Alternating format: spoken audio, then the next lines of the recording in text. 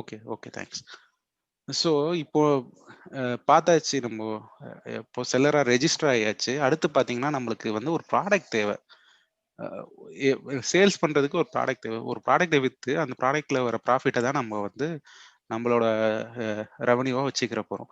So கண்டிப்பா வந்து ஒரு ப்ராடக்ட் செலக்ட் பண்ணணும். அதுக்கு என்னென்ன பொருட்கள் தேவை? அத அந்த ப்ராடக்ட்ட செலக்ட் பண்றதுக்கு சில கிரைட்டீரியாஸ் இருக்கு. நம்ம சில பேர் இ-காமர்ஸ் பிசினஸ் பண்ணுவாங்க. ஆனா ஃபெயில் ஆகுறதுக்கு காரணம் என்னன்னா, ஒழுங்கான ப்ராடக்ட்ட செலக்ட் பண்ணியிருக்க மாட்டாங்க. ப்ராடக்ட்ங்கிறது ஒரு ஹார்ட் மாரி. எப்போ துடிச்சுக்கிட்டு இருக்கோ, அது அந்த அளவுக்கு நம்ம லைவா இருப்போம். ஸோ அத ப்ராடக்ட்ட செலக்ட் பண்றதுக்கு சர்டைன் கிரைட்டீரியா இருக்கு. அதுதான் நம்ம பார்க்க போறோம். சில பேர் ஃபேமிலி பிசினஸ் பண்ணுவாங்க. அப்பா இந்த பிசினஸ் பண்ணிக்கிட்டு இருக்காங்க. அத வந்து நம்ம இ-காமர்ஸ் பண்ணலாம் அப்படிங்கிறது வந்து வெல் அண்ட் குட். ஏன்னா ஆல்ரெடி அவங்க அப்பா ஒரு ப்ராடக்ட்ட கண்டுபிடிச்சு வச்சிருக்காங்க. இல்ல உங்க ரிலேட்டிவ்ஸ்ல யாராச்சும் ப்ராடக்ட் பிசினஸ் பண்ணாலும், அவங்க ஒரு வெல் எஸ்டாப்லிஷ்ட் ப்ராடக்ட்ட வச்சிருப்பாங்க. அத நீங்க இ-காமர்ஸ் இந்த மாரி வேர் ஹவுஸஸ்ல சேல்ஸ் பண்ணி கொஞ்சம் சீக்கிரம் சொல்லுங்க ப்ரோ. கிளியரா ப்ரோ, இந்த வேர் ஹவுஸ்க்கு இருக்கிற சார்ஜஸ் இருக்கா? ஆமா. Okay, okay. நான் Q&A அப்புறமாட்டிக்கு வரேன். ஜமுனா கொஞ்சம் ஸ்கிரிபிள் பண்ணாம இருங்க. ஓகே. ஃபர்ஸ்ட் வந்து ப்ராடக்ட் சர்ச்சிங் தான் இதுல மெயின். நீங்க ஒரு பிகினரா எனக்கு பிசினஸ் பேக்ரவுண்டே இல்ல அப்படின்னா, தேடல் இருந்துகிட்டே இருக்கணும். ப்ராடக்ட் வந்து இது வந்து எப்படின்னா கோல்ட் மைன்ல கோல்டு எடுக்கிற மாரி தான். எந்த அளவுக்கு நீங்க ட்ரை பண்றீங்களோ அந்த அளவுக்கு. So never stop trying. இப்போ அப்துல் கலாம் சொன்ன மாரி தான். If you give 6 hours to chop a tree, I will use 4 hours for sharpening the ஆக்ஸ்ன்னு சொன்ன மாரி. இந்த 4 மணி நேரம் நான் இத சுத்தியல ஷார்ப் பண்றதுக்கே யூஸ் பண்ணுவேன் அப்படின்ட்டு. அந்த மாரி நீங்க நெறைய டைம் ரிசர்ச் பண்ண வேண்டியது எதுக்குன்னா, ப்ராடக்ட் ஒரு ஒன்ஸ் நீங்க அந்த ப்ராடக்ட் ஐடென்டிஃபை பண்ணிட்டீங்க. அந்த அந்த புதையல் உங்களுக்கு கிடைச்சிருச்சுன்னா, it will make you lot of profit. அடுத்து பார்த்தீங்கன்னா, குவாலிட்டியான ப்ராடக்ட்ட செலக்ட் பண்ணுங்க எப்பவுமே.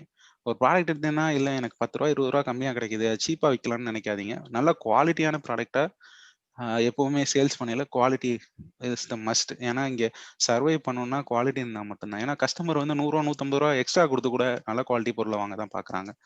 நம்மளே கஸ்டமரா இருந்து பார்க்கணும். அடுத்து பார்த்தீங்கன்னா, பிராண்டிங் ஆப்பர்ச்சுனிட்டி இருக்கான்னு அந்த ப்ராடக்ட்டுக்கு பார்க்கணும். இப்ப நான் வந்து ஷூ சேல்ஸ் பண்ணேன் பிரதர். எனக்கு அட்வைஸ் பண்ணுங்க அப்படின்னு கேட்டீங்கன்னா, நான் சொல்லுவேன், ஏன் பிரதர் ஷூஸ் பண்றீங்க? ஆல்ரெடி வெல் எஸ்டாப்ளிஷ் பிராண்ட் இருக்கு. எனக்கு ஷூஸ்னாலே நைக்கி, அடிடாஸ், ரீபாக்ன்னு ஏகப்பட்ட பிராண்ட் மைண்டுக்கு வரும். அதுவே இல்ல பிரதர், நான் வந்து ஒரு சின்ன ஸ்பூன் தயாரிக்க போறேன். இல்ல கிச்சன் வேர்ல ஒரு வாட்டர் பாட்டில் தயாரிக்க போறேன். அப்படின்னா எனக்கு அதுல பிராண்டிங் தெரியாது. ஸோ நீங்க செலக்ட் பண்ற ப்ராடக்ட் வந்து அந்த மாரி பிராண்டிங் ஆப்பர்ச்சுனிட்டி இருக்கான்னு ஃபர்ஸ்ட் பார்க்கணும். அது ரொம்ப இம்பார்ட்டன்ட் கிரைட்டீரியா. அப்போ அப்போ என்ன ஆகும்?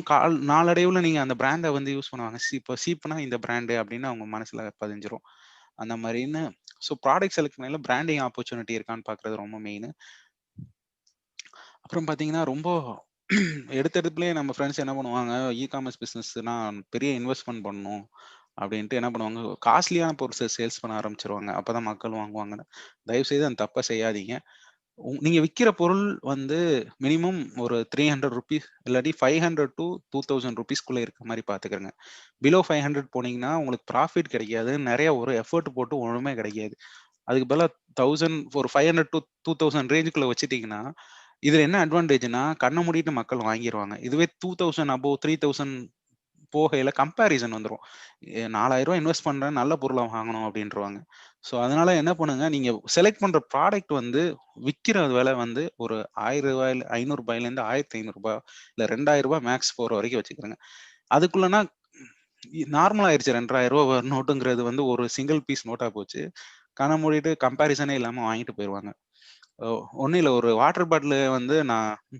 3000 சொன்னேன்னா, அந்த இடத்துல ஒரு கம்பேரிசன் வந்துரும். காப்பர் வாட்டர் பாட்டிலு இதுல ஏதோ அட்வான்டேஜ் இருக்கு அப்டின்ட்டு. அதுவே நான் ஒரு வாட்டர் பாட்டில் ரூ. 500ன்னா மக்கள் அத அவ்வளோக்கா பெருசா பார்க்காம வாங்கிட்டு போயிருவாங்க. நமக்கு சேல்ஸ் இன்கிரீஸ் ஆகும். ஸோ இந்த இந்த இந்த இந்த ஸ்லைடு மட்டும் கொஞ்சம் லெங்தியா போகும். ஏன்னா, இது நான் சொன்ன மாரி இது ஒரு ஹார்ட் அப்டின்ட்டு. ப்ராடக்ட்ங்கிறது வந்து ஒரு ஹார்ட் மாரி அது துடிச்சுக்கிட்டு இருந்தா தான் நம்ம லைவா இருப்போம். நம்ம ப்ராடக்ட் சேல்ஸ் நடக்கும். அதனால தான் இந்த இது கொஞ்சம் நெறைய இன்சிஸ்ட் பண்ணி சொல்றேன். அடுத்து பார்த்தீங்கன்னா, மார்க்கெட் ரிசர்ச் பண்ணணும்.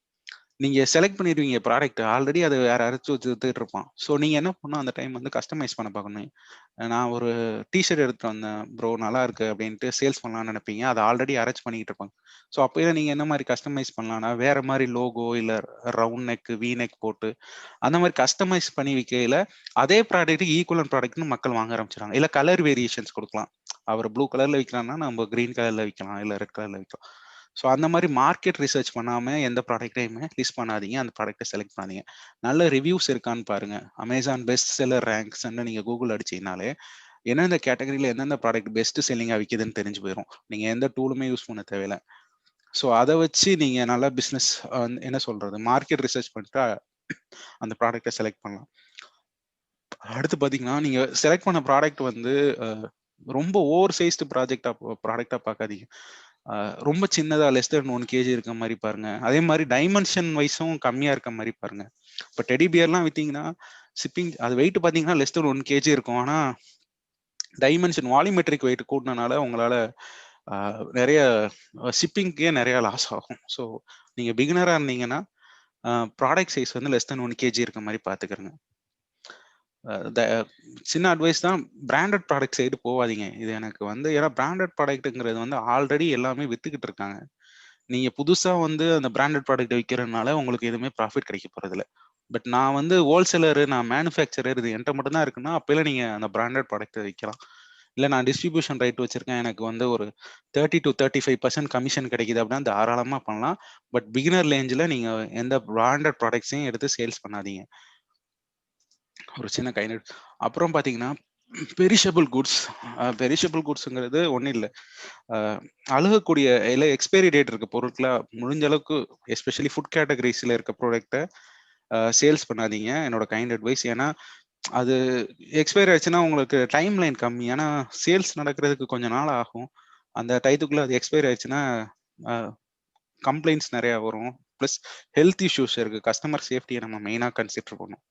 ஸோ இந்த 8 கேட்டகரியையும் மைண்ட்ல நல்லா ஃபிக்ஸ் பண்ணி வச்சுக்கோங்க. நான் இகாமர்ஸ் பிஸ்னஸ் பண்ண போறேன்னு நிறைய பேர் புறப்படுவாங்க, இனிஷியேட்டிவ்லாம் எடுப்பாங்க. ஆனால் ப்ராடக்ட் ரிசர்ச் ப்ராடக்டை கண்டுபிடிக்கிறதுக்கு இந்த கிரைட்டீரியாலாம் மெட் ஆகுதான்னு நிறைய பார்த்துக்கிறேங்க. இந்த இந்த 8 கிரைட்டீரியாவும் அந்த ப்ராடக்ட்ல சூட் ஆனிச்சுன்னா அதுதான் உங்களோட கோல்டு. அது வந்து உங்களோட அசட்டா மாதிரி உங்களுக்கு நிறைய ரெவன்யூ ஜெனரேட் பண்ணும். ஸோ இதுதான் நாங்க ஃபாலோ பண்ற ஸ்ட்ராட்டஜிஸ்.